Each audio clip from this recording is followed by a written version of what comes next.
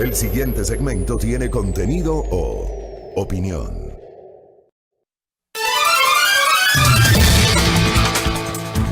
Muy bien, muy bien. A ver, dame un segundo.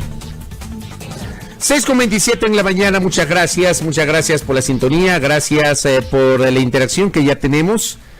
Una muy interesante visualización desde todos los sectores del país. Abrazos a la distancia, se conectan ya con nosotros.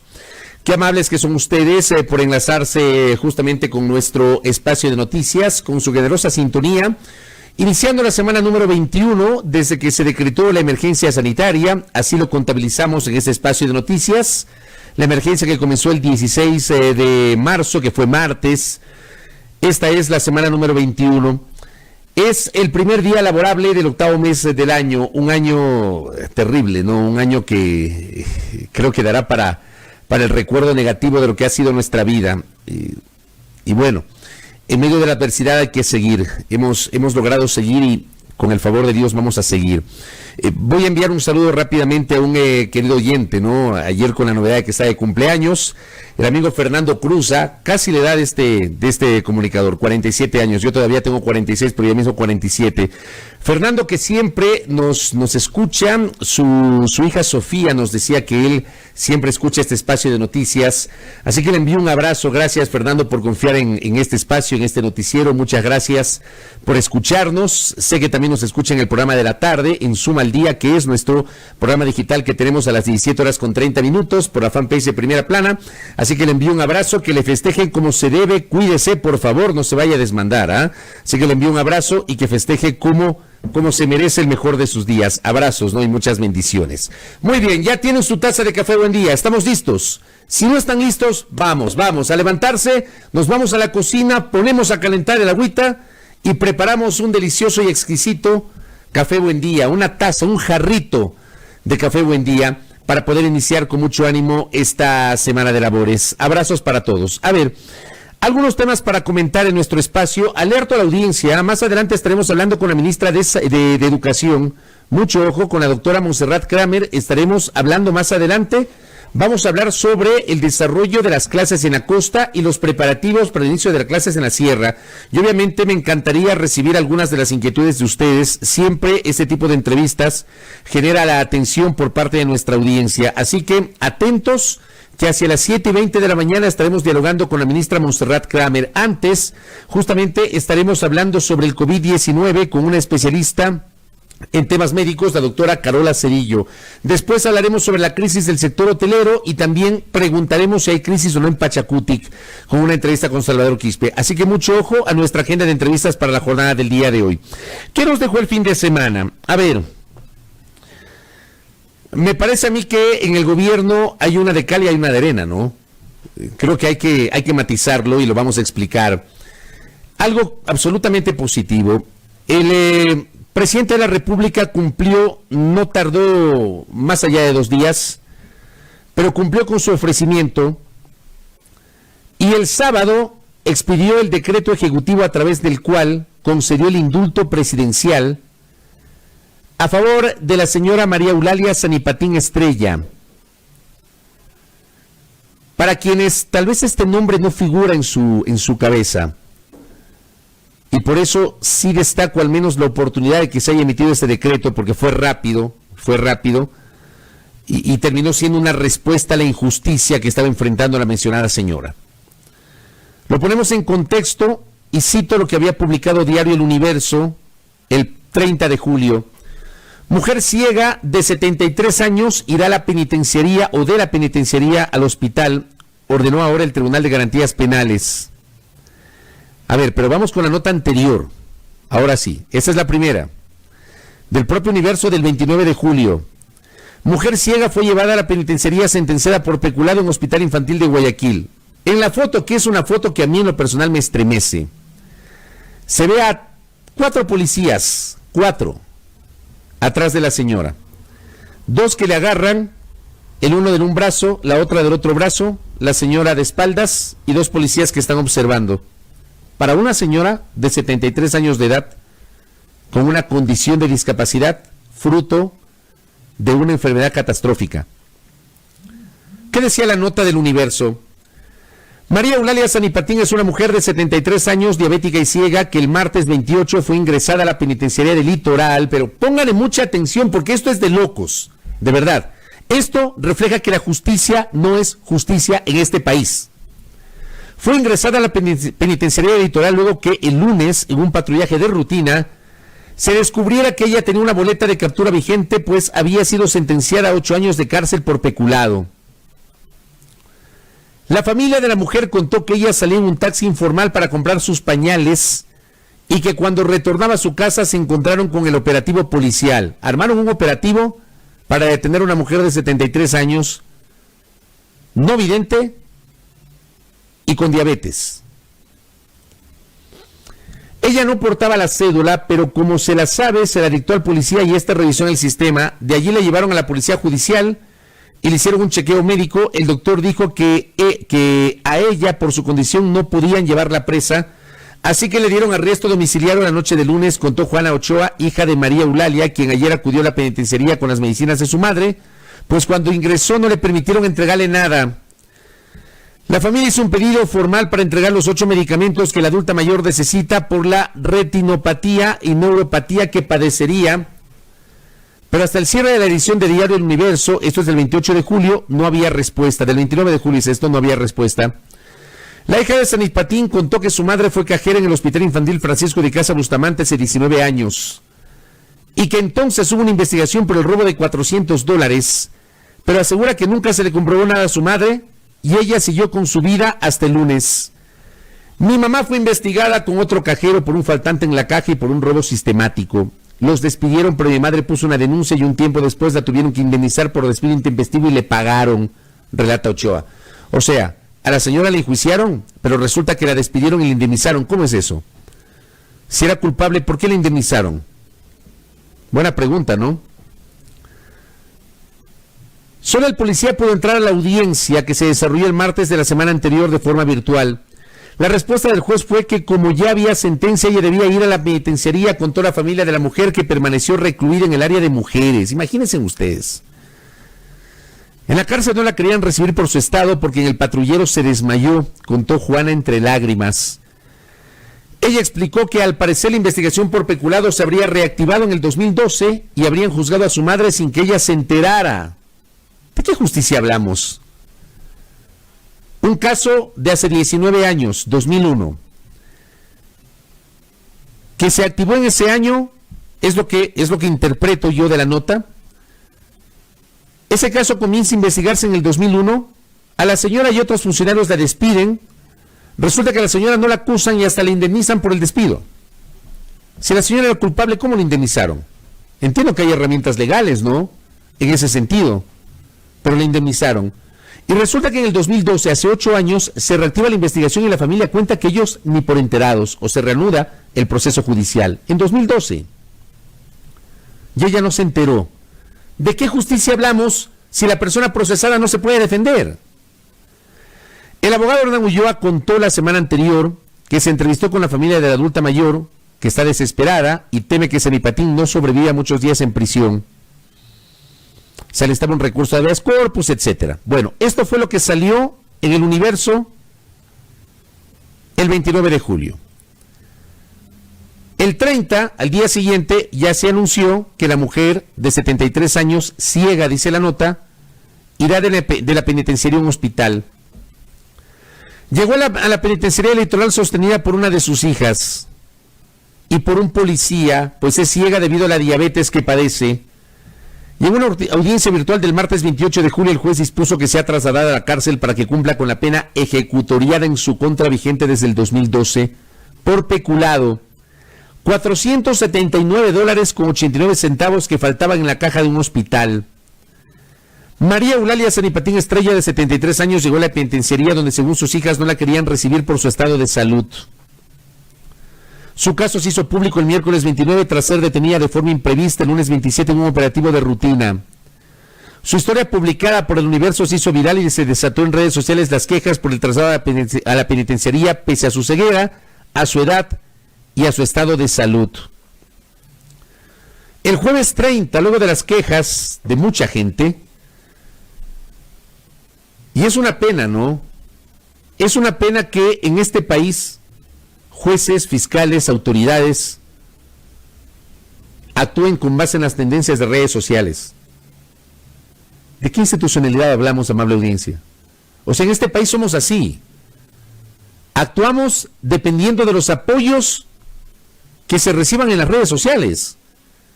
O rectificamos o corregimos con base en las críticas en redes sociales. ¿De qué estamos hablando en el Ecuador? ¿Ah? Bueno, porque mucha gente casi al unísono se quejó, rechazó, cuestionó este caso en las redes. Y esto me parece grave, ¿no? Dice el Universo: luego de las quejas de usuarios de redes sociales, el Tribunal de Garantías Penales con sede en Guayaquil resolvió tras, y voy a poner como pone el Universo, entre comillas, tras una revisión minuciosa del proceso, o sea, se demoraron un día, un proceso de 19 años, que se activó hace 8 años, y recién se acuerdan 8 años después de detener a la señora. Y en un día hicieron una revisión minuciosa del proceso. Payasada.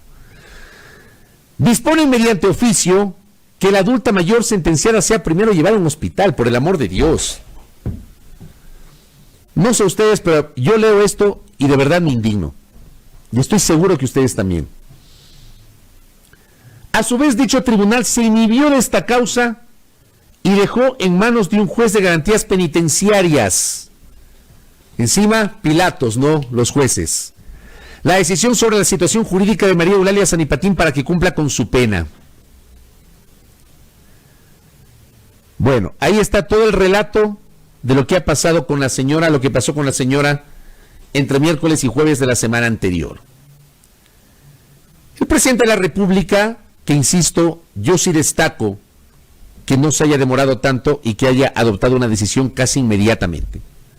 El sábado emitió el decreto ejecutivo otorgándole el indulto presidencial a la señora. ¿Hace el presidente lo que corresponde? Sí. Pero no nos quedemos con el indulto. Vamos a la génesis, a lo que provocó el indulto presidencial. Y es todo el relato que acabo de señalar. Señores, ¿de qué justicia estamos hablando? Amigos y amigas, oyentes, televidentes, internautas, autoridades de la función judicial, ¿de qué institucionalidad estamos hablando con casos como estos? 19 años después le detienen a una señora. 19 años después. O sea, cuando la señora trabajaba tenía 54 años. 73 años de edad ahora, con una condición de discapacidad visual, con diabetes y con una serie de problemas médicos. Hace 19 años comienza la investigación, hace 8 años se reactiva. Ojo, la señora fue despedida y la indemnizaron. Yo de verdad tal vez soy el equivocado, pero no entiendo cómo una persona que está siendo investigada por un supuesto peculado le dan la indemnización correspondiente por despido intempestivo. Yo no lo entiendo, no lo comprendo. Termina siendo una ciudadana común y corriente. Yo no voy a, no, porque no me corresponde, ¿no? Yo no voy a decir si la señora cometió o no un delito. Recogemos y he señalado la nota del Universo que conversó con la familia. Ellos tienen su verdad. A mí no me corresponde señalar porque no soy juez, no he investigado este caso, no soy perito ni soy fiscal. Así que la justicia sabrá si tuvo o no tuvo pruebas que certifiquen si la mencionada señora fue culpable o no. Pero no me voy a quedar en eso. Vamos a suponer que fue culpable la señora. Vamos a imaginarnos ese supuesto de que fue culpable. ¿Les parece a ustedes que 19 años después, recién se acuerdan de detener a una persona que además es adulta mayor, a la que le violaron sus derechos humanos y constitucionales? Por esto, tranquilamente la señora y su familia podrían demandar al Estado ecuatoriano porque le respetaron los derechos fundamentales. En este país somos campeones, son campeones para violar los derechos humanos de la gente. Esto que ha ocurrido con la señora es una violación de sus derechos humanos, humanos y constitucionales, porque al ser adulta mayor, al tener 73 años, ella no debió haber sido llevada a la penitenciaría. Si ella tenía que cumplir con una pena, tenían que haberle dado arresto domiciliario, no llevada a la penitenciaría. Y menos aún, no solamente por la edad, que ya la edad impide que le lleven a la penitenciaría. La condición de discapacidad y la enfermedad catastrófica que tiene. Porque la diabetes es una enfermedad incurable, para los que no lo saben. Y por la diabetes la señora se quedó ciega. A mí al menos me asquea esto. Me horroriza, me repugna, me espeluzna. No puede ser posible que a esto le llamen justicia. Y claro, la detienen 19 años después. Entiendo que el peculado antes prescribía, ¿no? A los 20 años. Por eso Bucaram retornó al país en 2017, porque sus procesos judiciales prescribieron. Y solamente hago la comparación por la prescripción, porque no hay equivalencia. Solamente hago la comparación por la prescripción, porque el peculado tenía una fecha de caducidad, ahora ya no tiene fecha de caducidad. Es una vergüenza lo que ha pasado. Con una ciudadana de a pie, además. De a pie. Por eso es que los ecuatorianos nos indignamos. Por eso es que el común de la gente en la calle se molesta, se indigna y no cree. No cree en la institucionalidad. No cree en la política. No cree en los políticos. No cree en la justicia. 19 años, de verdad. Es que no me cabe en la cabeza. 19 años. Y hay otros casos en los cuales rapidito buscan dictar sentencia y que la sentencia quede ejecutoriada. Así debería ser siempre la justicia. Rápida, respetando el debido proceso y la presunción de inocencia y el derecho a la defensa que todo encausado tiene que tener. A mí, créanme, este tipo de cosas me avergüenza. Me avergüenza como un ciudadano y me avergüenza porque uno espera más. O sea, aquí ni siquiera primó en la cabeza de los jueces de ese tribunal, ni siquiera primó un elemental sentido común, porque está claro que para algunos el sentido común es el menos común de los sentidos. Esa, digamos, dentro de lo positivo del señor presidente de la República. Bien, no tardó nada el presidente, bien, en expedir el indulto, pero ojo, este caso debería convertirse en un caso emblemático para que, por ejemplo, las autoridades del Consejo de la Judicatura y de la Corte Nacional de Justicia analicen el comportamiento de los tribunales y de los jueces y estas ridiculeces que sustentan determinados fallos judiciales. O sea, ni siquiera se dieron los jueces el trabajo de entender que era una persona de 73 años y con una enfermedad catastrófica y encima no vidente. Ni en la penitenciaría le querían recibir a la señora, por el amor de Dios. Esa debe ser una de las más grandes infamias de los últimos tiempos en el Ecuador. De verdad, es una infamia.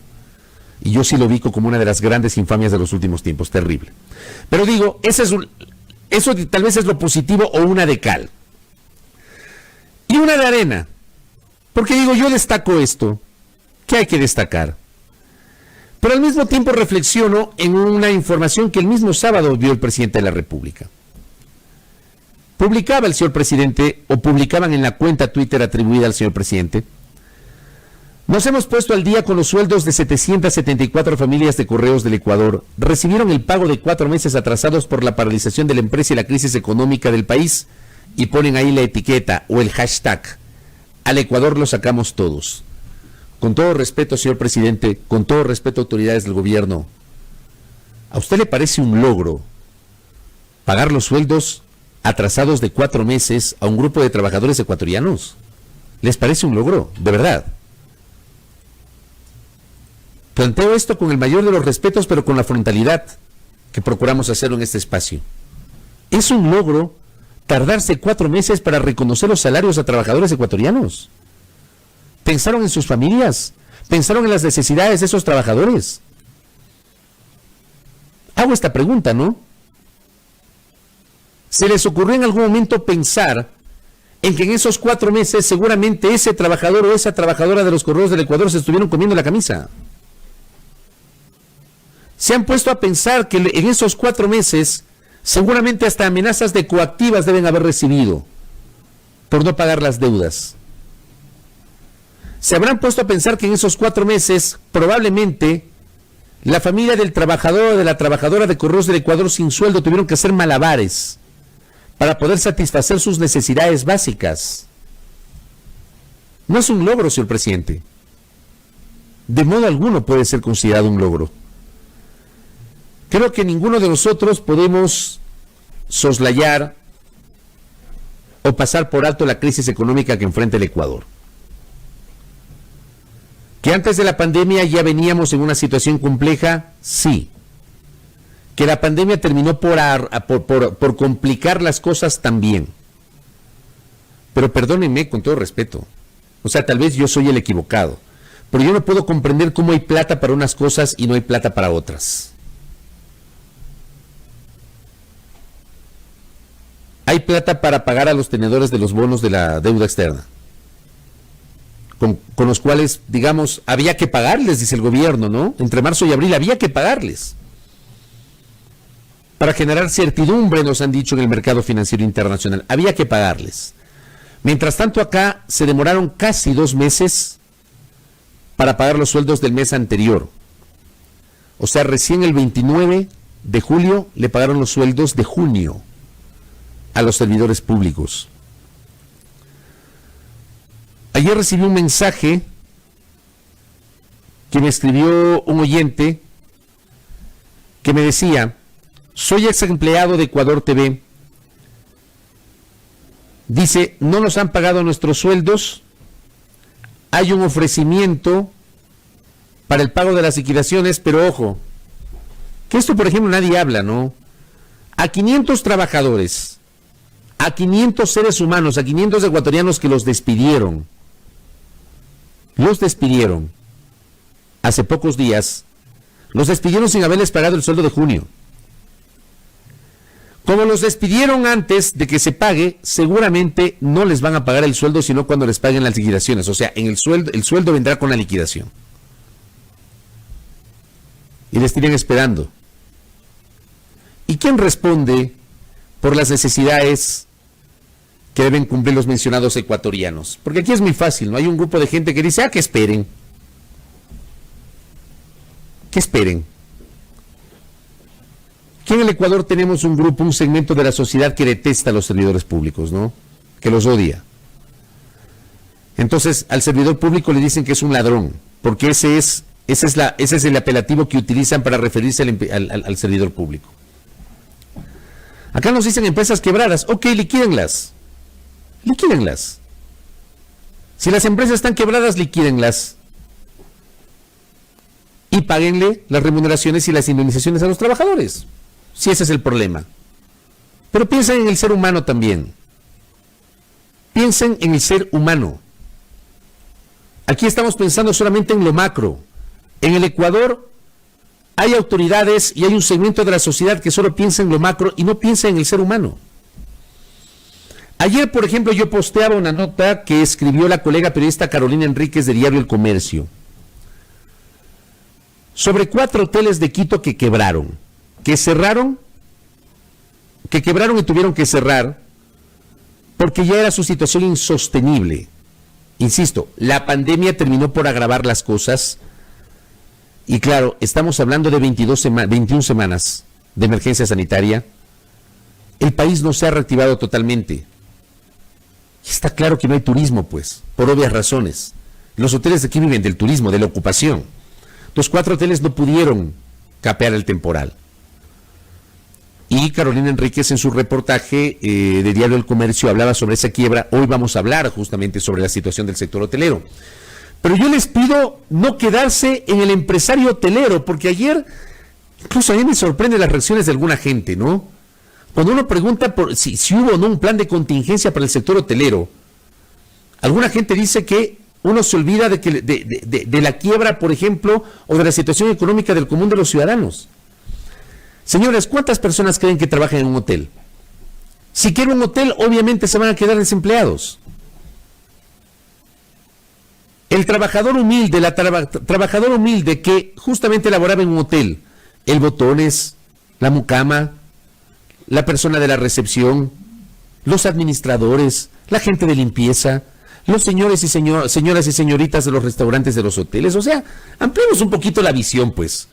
Si quiebra un hotel 4 o 5 estrellas, es obvio que se cierra una plaza de trabajo para un grupo de ecuatorianos y esa gente se queda sin empleo. Y en este país no se analiza eso, analizamos solo lo macro y no analizamos lo micro. Amigos, lo micro, aunque no lo crean, que debería ser en realidad lo macro, es el ser humano. Y no se acuerdan del ser humano. El ser humano no importa. No importa que a los trabajadores les debamos 1 o 2 meses, no importa. Les pagamos luego de 4 meses, tengan. Hicimos un esfuerzo, tengan. El mismo esfuerzo que hicieron para pagar a los tenedores de los bonos, deberían hacerlo para pagar las liquidaciones y los salarios de los trabajadores. Y si existe un Estado, como dicen, un Estado obeso, ok, planifiquen, tengan la plata, desvinculen a la gente y páguenle la indemnización. El problema es que hay mucha gente a la que le han liquidado y no le han pagado. La han liquidado en papeles, pero no le pagan todavía la plata. Hay trabajadores en empresas de medios públicos despedidos hace mucho tiempo, que no les pagan hasta hoy. Hay empresas incautadas cerradas, quebradas, sobre las cuales no existe solución para sus trabajadores. Ampliemos un poquito la visión, querida audiencia. E insisto, no solamente nos quedemos en lo macro, analicemos lo micro, pensemos en el ser humano, pensemos en la situación de la señora, del señor que se quedó sin trabajo. 4 meses después, con todo respeto, señor presidente, no es un logro, no es un logro, porque usted ya está cumpliendo con la obligación como jefe del Estado. No es un logro. A mí más bien me parece que ese tuit debería ir acompañado de una disculpa pública a los trabajadores, pidiendo disculpas por haberse tardado 4 meses. ¿Cómo se lo puede presentar como un logro? Nadie aguanta 4 meses sin el salario. Y claro, habrá otra gente que diga, ¿no? Porque tenemos también de otros que van a decir, claro, por lo menos tienen trabajo. Hay otros que no tienen trabajo, sí, pero la Constitución señala que el trabajador tiene que recibir su remuneración, ¿no? A igual trabajo, igual remuneración. Porque aquí tenemos obviamente gente que minimiza el rol y minimiza la situación de los servidores públicos. Para mí al menos no es un logro. Si las empresas están quebradas, como dije hace minutos, ciérrenlas, liquídenlas, en un proceso que tiene que ser transparente. En un proceso en el que deberían también participar los trabajadores. Si, por ejemplo, el servicio de los correos pretenden concesionarlo, pretenden entregarlo al sector privado, que sea una cosa transparente. Un proceso en el que además participen los trabajadores. El tema es que nosotros hemos entrevistado aquí a la gente de TAME, a la gente de correos y a la gente de ferrocarriles. Cuando hace más de 2 meses hubo el anuncio de el cierre o la supresión de esas empresas, y ellos decían, a nosotros no nos han informado nada. El tema es que deberían contar con el concurso de los trabajadores. Los trabajadores deberían participar, por lo menos estar informados de lo que las autoridades van a hacer. ¿Cuál es la planificación o la proyección en los 10 meses, en los menos de 10 meses que quedan de gobierno del presidente Moreno?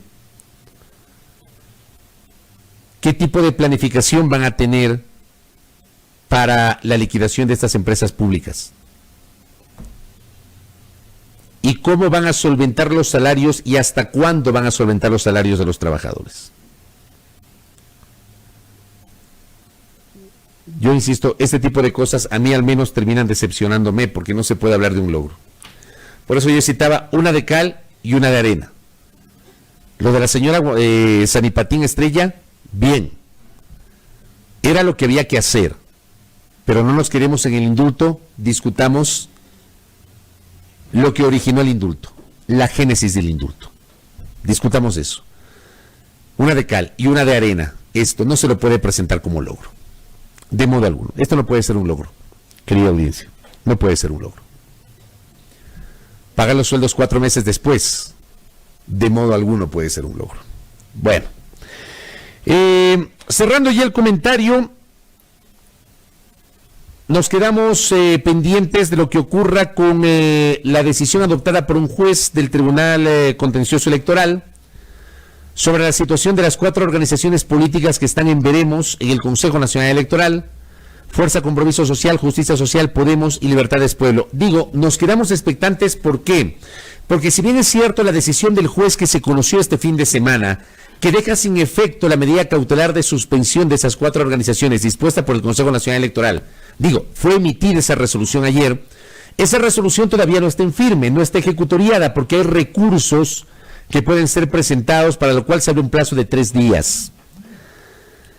Hay que estar expectantes de este tema, y digo, hay que estar expectantes porque, como he señalado en varias ocasiones, amigos y amigas, en un mundo ideal que no lo tenemos, en un país ideal que no lo tenemos, en una sociedad ideal que no la somos, no deberíamos tener dudas sobre el cumplimiento y el respeto a los principios de participación de cualquier persona en un proceso electoral, amparado en lo que dice la Constitución, el derecho a elegir y ser elegidos.